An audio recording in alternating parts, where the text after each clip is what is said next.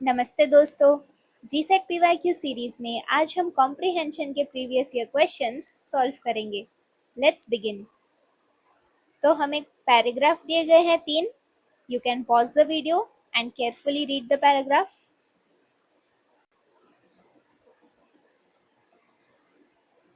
And now try to answer these questions. Which fundamental right is guaranteed by the Constitution of India as mentioned in the paragraph? Paragraph के according हम India की कौन सी constitutional right की बात कर रहे हैं? Yes, it is option B, the right to free and compulsory education. According to the paragraph, why is it important for every individual to acquire knowledge, skills and aptitudes? तो हर एक individual के लिए knowledge, skill और aptitude develop करना क्यों ज़रूरी है? To become successful in life, to participate in the global economy, to discharge duties as a responsible and cooperative citizen, to obtain government jobs. वैसे तो ये चारों सही है, but according to the first paragraph, it's option C, to discharge duties as a responsible and cooperative citizen, ताकि हम एक responsible और cooperative citizen बन सकें. What did James Madison say about popular government? James Madison ने अपने interview में popular government के बारे में क्या कहा था? पॉपुलर गवर्नमेंट मतलब डेमोक्रेटिक गवर्नमेंट, एक ऐसी गवर्नमेंट जो लोगों ने चुनी है, लोगों ने वोट करके लीडर्स को सिलेक्ट किया है। तो जेम्स मेडिसन ने क्या कहा था ऐसी गवर्नमेंट के बारे में? It cannot function without wealth, it must be led by knowledgeable people, popular government without popular information is like a farce of tragedy, democracy is the best form of government. So James Madison ने कहा था option C. Second paragraph में first या second line में आपको ये answer मिल जाएगा।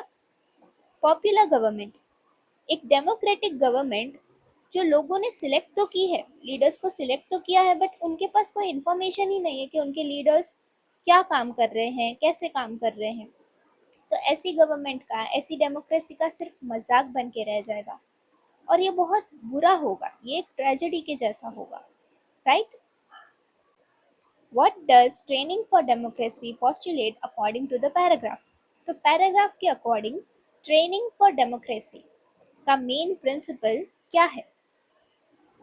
Training focused purely on intellectual development, a balanced education that includes social virtues, intellectual development and practical skills, a technical education system, education focused on leadership and politics. So it's option B, एक balanced education जो social virtues मतलब कि अच्छी qualities, एक अच्छा character develop करे, mind को develop करे और प्रैक्टिकल स्किल्स की प्रैक्टिकल लाइफ में रियल लाइफ सिचुएशंस को कैसे डील करना है वो सिखाए। That comes in the training for democracy. What does the author believe that educational policies should be established as an all India basis?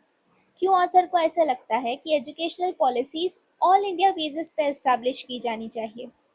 To promote political unity in India, to ensure uniformity and balance education across the country, to provide higher education over primary education, to ensure more students join the government services. It's option B, to ensure uniformity and balanced education across the country, ताकि पूरे देश में एक जैसा education रहे और balanced education रहे। I hope this video was useful. GSET की प्रिपरेशन के लिए like, share and subscribe to joy of learning with Kashish. मिलते हैं अगले वीडियो में। Until then, this is Kashish Thadani signing off.